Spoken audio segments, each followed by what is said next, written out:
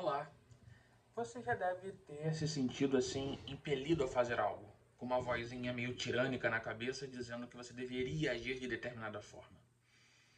Sobre isso é muito importante a gente pensar o quanto a gente está aprisionado a dinâmicas idealistas, e isso dialoga muito com o vídeo que eu fiz recentemente, e que tem a ver muito com essa dinâmica que a gente vive hoje, em que tudo foi transformado em produto passível de ser consumido, inclusive a gente. Mas para pensar isso, eu acho que tem um conceito fundamental, né? Freud falava de super-eu, Lacan fala de imperativo de gozo. Nada é mais forte do que esse imperativo de gozo que nos faz gozar. E que gozar é esse, já que a gente geralmente no senso comum associa ao prazer do orgasmo. Para a psicanálise não é bem assim, né? O gozo aí é outra história, tendo até discussões profundas de tipos de gozo. Mas aqui eu vou fazer um recorte mais superficial e apontar que o gozo ele tem muito a ver com a nossa tentativa de complementação, né? De uma satisfação plena que nos faça não querer mais nada depois. Deve lembrar alguém de alguma coisa, né? Que às vezes a gente está tão satisfeito que não quer nem dar um oi, não quer nem comer mais uma sobremesa, não quer nem mais nada. Mas esse gozo ele tem uma relação muito interessante com a nossa constituição enquanto sujeito, enquanto uma identidade. A gente hoje vive uma era em que todos são estimulados a serem independentes, a terem tudo o que querem, porque basta acreditar. E claro, sempre vem uma vírgula dizendo: faça esse curso que vai te dar todas as suas dicas e ferramentas para você se tornar essa pessoa incrível, mágica e integral, completa, plena, né? Que é uma palavra maravilhosa dos nossos tempos. O que para a psicanálise não existe. Ninguém nunca será pleno, ninguém nunca será 100% independente, ninguém nunca será essa coisa individualizada. Porque todos nós, para sermos alguém, precisamos ser divididos. Como assim, Bruno? Eu só posso ser uma pessoa, eu só posso ser eu, por não estar fundido, completo com o outro. Porque se eu estiver completo com o outro, eu não serei eu serei alguma outra coisa. Então eu preciso dessa divisão, eu preciso dessa separação, eu preciso desse vazio para eu me constituir no seu entorno como alguém. E por isso que as relações às vezes são tão complicadas, porque se elas se complementam, se elas se tornam simbióticas, elas podem matar o desejo. Se eu antecipo o que o outro quer, se eu estou sempre atento e realizo todas as suas vontades, sem que esse outro diga até o que quer, é possível que algum tempo esse outro diga: você está me sufocando. A Ana Sui tem um livro maravilhoso com o título Não Piso no Meu Vazio, que eu gosto muito, e que fala de diversas formas sobre essas relações com o vazio e com os outros, com as relações. Todos nós estamos administrando de alguma forma uma relação com esse vazio que, se for tapado, nos mortifica, mas quando está completamente aberto, quando está em carne viva, nos angustia tremendamente.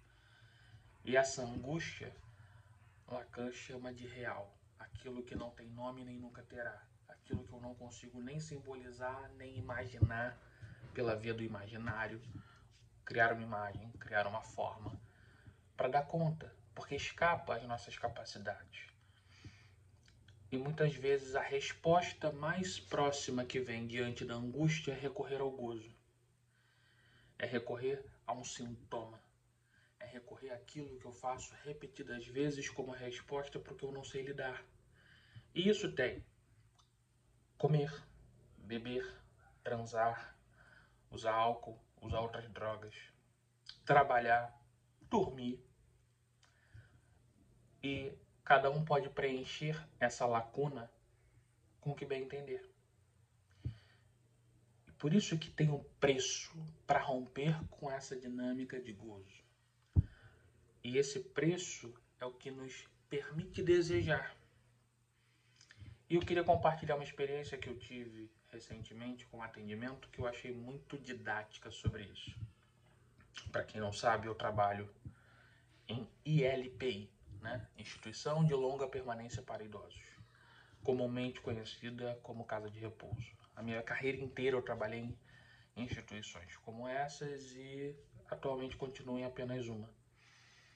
E tem um idoso que eu vou chamar aqui ficcionalmente de João, que é lúcido, orientado, mas tem um histórico a vida inteira, teve problemas com drogas e isso causou questões familiares complexas e hoje, por questões de saúde física, ele está em uma instituição que eu trabalho. E dentre as várias vezes que a gente conversa, ele me trouxe uma questão muito interessante falando sobre ambiguidade, né? Ele não usou esse termo, mas sobre sentimentos confusos que ele tinha por estar ali. Ele afirmava que entendia que estar ali era o melhor para ele, porque ele precisava se recuperar, e ele até usou o exemplo que ele estava querendo correr antes de andar. E por ele ter um histórico com o uso de substâncias químicas, uso abusivo de substâncias químicas, especificamente a cocaína, ele me contou que um desses dias ele teve vontade de voltar a usar. E nessa sessão em que ele falava sobre vários aspectos, ele teve um momento muito interessante em que ele contou um episódio que ele viveu no passado.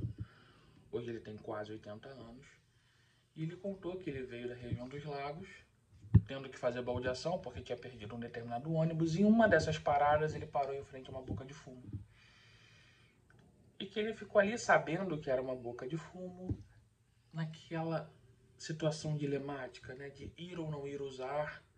Até que em algum momento ele meio que cochila, acorda esperando um ônibus para que ele pudesse chegar ao destino.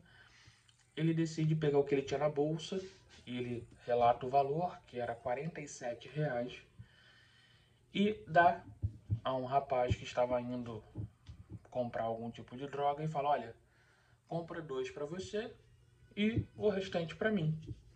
E ele, ao me relatar isso, ele fala: e eu sabia que ele não ia fazer isso. Ele ia ganhar um dinheiro molinho ali, ele ia comprar pra mim, ele ia pegar o dinheiro e usar. E aí ele conta que foi exatamente o que aconteceu. Ele deu o dinheiro, o rapaz entrou lá pra região e não voltou mais, até que veio o ônibus, ele pegou o ônibus e foi embora. Continuou falando mais algumas coisas e eu em algum momento interrompi e pedi pra voltar nesse ponto. E recontei essa história. Porque ao me contar a história, e esse é um detalhe importante, ele fala assim: dei os R$47, sabendo que ele não me devolveria, fui otário.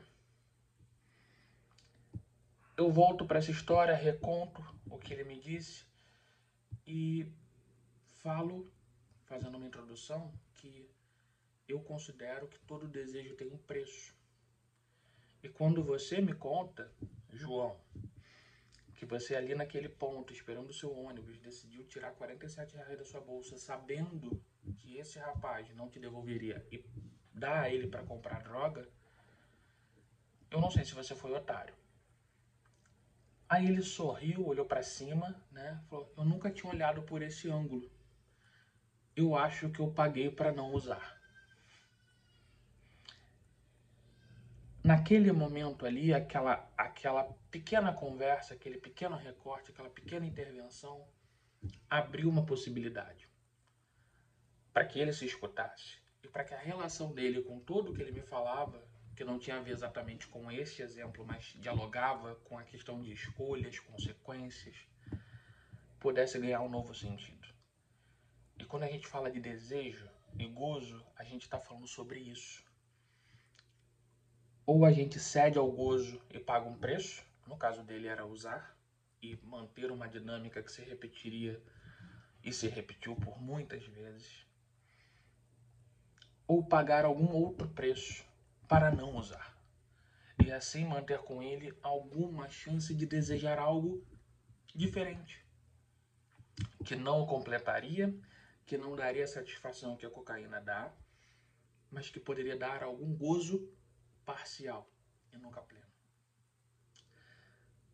É claro que ele talvez não entenda tudo isso que estou falando aqui, mas ele entendeu o principal, que ele pagou para não usar, para não ceder, para não gozar.